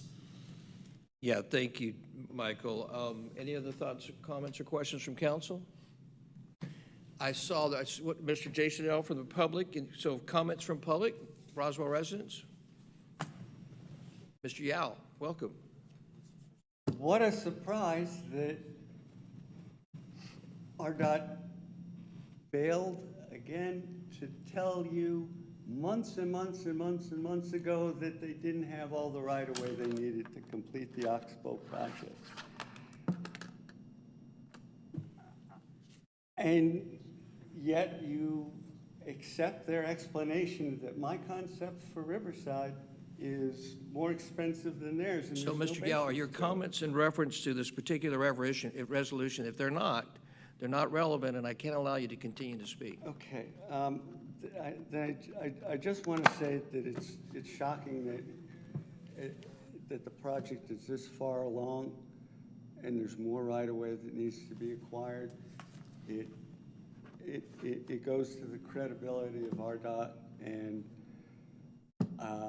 personally, I don't know why anyone on mayor and council accords them any measure of credibility, because they squander it at every turn. Every time you turn around, it's really, this is how it is. I'm baffled. I'm just baffled, and that's all I have to say. Thank you, Mr. Yao. Anybody else from the public, Roswell residents, like to speak? Okay, thank you. I'm going to bring it back to council. Councilmember Palermo. I'd like to make a motion to approve this resolution. I would like to make a comment, actually, before we make the. So, this is, if you look at the side of the Oxbow, the Gerard Oxbow report, one of the things in one of the pieces in it was the inability of the city, longstanding, to use eminent domain. And this city, for decades, has had a policy of not using eminent domain, and nobody takes that lightly, particularly when you're dealing with private property rights. However, not having that as a tool, which is identified in the Gerard report in reference to Oxbow, cost this city and the taxpayers millions of dollars. And so I want to tell you, tonight's a historic night because this council and the staff recognizes that that tool has to be part of an arsenal of protecting the taxpayers' dollars. And so for the first time that I know in the history of Roswell, eminent domain is being used as a tool, as what governments do to help protect cost, and that's really what this is all about. This is significant. This is a historical night, quite frankly. And if this is a tool that could have saved our taxpayers millions upon millions upon millions upon millions of dollars in the past. And Oxbow is a perfect example. So I'm glad you brought up Oxbow, because it's a perfect example where eminent domain was not used, and it cost myself and my fellow residents a lot of money. So with that being said, Councilmember Palermo, would you like to make a motion, sir? Motion to approve this resolution to authorize the use of eminent domain to acquire interests in property situated at 50 Maple Street. Thank you, Councilmember Palermo. Do I have a second? Seconded by Councilmember Vanstrom. Yes, sir? Sure. Sorry. Second. Thank you, sir. So, all those in favor of the approval of resolution authorizing the use of eminent domain to acquire interest in property situated at 50 Maple Street, please raise your hands. The motion passes unanimously. Thank you very much. David, please read your last item on the report. Thank you, Mayor. The only other item I have is a recommendation for closure to discuss personnel, litigation, and real estate. Thank you, sir. Do I have a motion for closure? Motion for closure. Thank you, Councilmember Plummer. Do I have a second? Second. Seconded by Councilmember Hills. All those in favor, please raise your hands. It is unanimous, and it passes unanimously. Thank you very much. Being that there are no other items, this mayor and council meeting of October 24th, 2022 is adjourned. We will see you in closure. Jamie, good Let's move. conversation. Thank you for being here.